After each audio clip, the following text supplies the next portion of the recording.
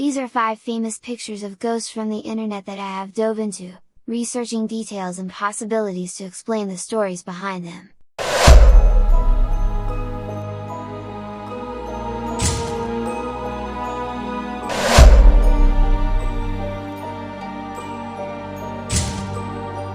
This is one of the most famous pictures of a ghost caught on camera, taken by Captain Hubert Proven and his assistant Indra Shira in 1936. The ghost would come to be known as the Brown Lady of Raynham Hall, named Brown Lady due to the brown dress she would be seen roaming the halls in.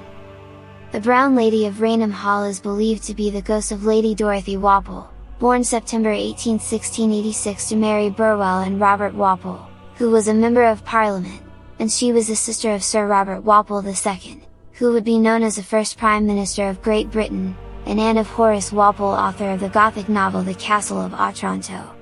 She is the second wife of Viscount Charles Townshend, whom she married in July of 1713, where the two would have 11 children together, and she would die in 1726, believed to be of smallpox.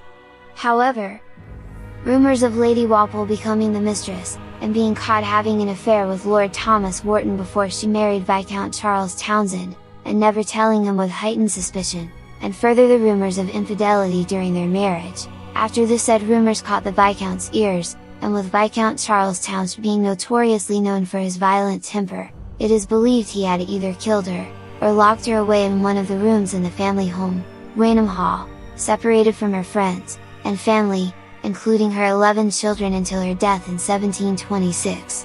The first recorded sighting of the Brown Lady was during Christmas time in 1835, during a Christmas party being thrown by Charles Townshend III, by Lucius Stone, Colonel Loftus and another guest named Hawkins, who would see the Brown Lady on their way to their rooms, and would describe the Brown Lady's face as to having empty eye sockets, dark in the glowing face. In 1836, novelist Frederick Marryat, a friend of Charles Dickens, wanted to test out a theory that the ghost sightings were due to local smugglers trying to keep people away from the area. He requested to sleep in the most haunted room in the house, the room where Dorothy's portrait hung. On Marryat's third night, he was walking with 2 others down a long dark corridor in his night clothes. He sees a faint glow of a lantern approaching, being the modest Victorian era, and thinking it was a woman heading up to the nursery, he jumps into his room as to not be seen in his night clothes. As the woman got closer, he recognized the brown dress and ghostly features. He shouts to the Brown Lady to stop, and as she does, she grinned in a malicious and diabolical manner at him. Marryat then fires off a shot from his revolver and the ghost vanishes. There would be a long period of time before the Brown Lady would be seen again. In 1926, the lady of the house would report that her son and his friend would see the Brown Lady on the staircase, and would claim she looked just like Lady Dorothy's portrait hanging in the room, and it is believed that the Brown Lady also haunts Houghton Hall and Sandringham House.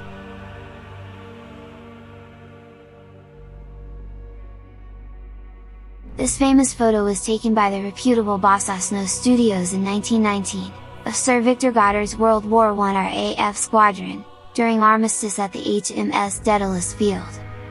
Looking at the photograph at first glance, you wouldn't think anything out of the ordinary, until you look closer at the top left row of men, and behind the 4th man to the right. Do you see it?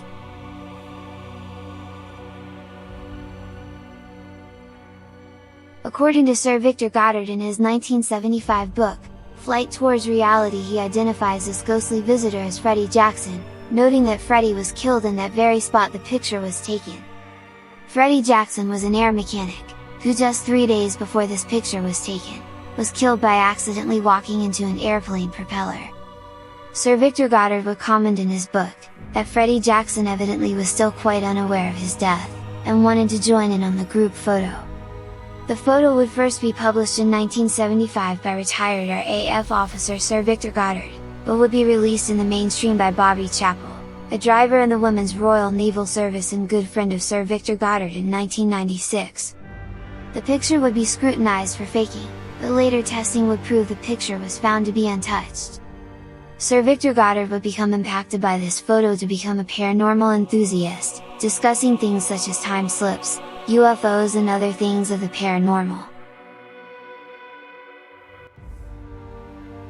This famous photo, taken by attending firefighter Sharon Boo, is what many, including Rose Benvenuto, the survivor of the car crash, believe to be an angel or a protective spirit. In New York State in 1988, Rose Benvenuto, the driver of the car, had swerved off the road to avoid hitting a dog and ended up totaling the vehicle. According to the report, she would be taken into the hospital and later released with only an injured arm, and she would also comment that, "It could only have taken a miracle for her to survive the crash. Looking at the photos of the wreckage, I am sure anyone else would agree." The photographer Sharon Boo, who was an attending firefighter for the Pawling Fire Department, would be taking the photos of the wreckage from all angles for documentation of the accident. Of all the photos she had taken that night, only one photo would show up with a white figure. Side note, Sharon Boo was not the person who posted the image online, but believes it was a person that developed the film. Sharon would be contacted by a writer of the paranormal, who would get the negatives of the photo, and it would show that the white figure did indeed appear in the negatives as well, ruling out photo tampering to the image. However, some people would say it could be reflective lighting or glare from the camera. What do you think?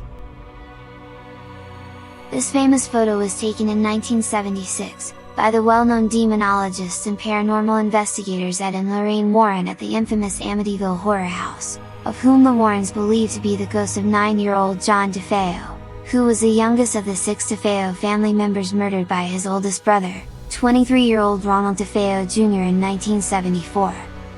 This photo was taken during an investigation by the Warrens when George and Kathy Lutz, who bought the house in 1975, a year after the DeFeo family murders, were experiencing strange occurrences in the home that were turning violent by some paranormal entity that would drive the Lutz family out of their home, and looked to the Warrens for answers, and the Warrens would obviously claim the house is haunted. Hollywood would end up picking up the story and go on to make over 30 shitty retellings of the Amityville Horror House. As far as Ronald goes, he reported his reasonings behind the killings was he was hearing voices of his family plotting against him and moved for an affirmative defense of insanity plea. Ronald would pass away in prison on September 26, 1951, at the age of 69. Oh, and side note, the Amityville Horror House is only within 5 miles from the famous real-life Poltergeist house.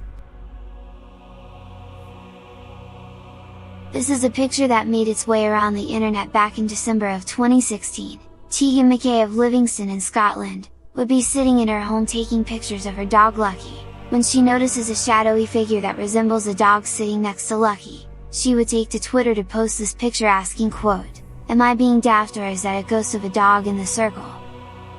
Tegan would write, "Sometimes we hear with claws on the floor downstairs and Lucky will be sitting with us."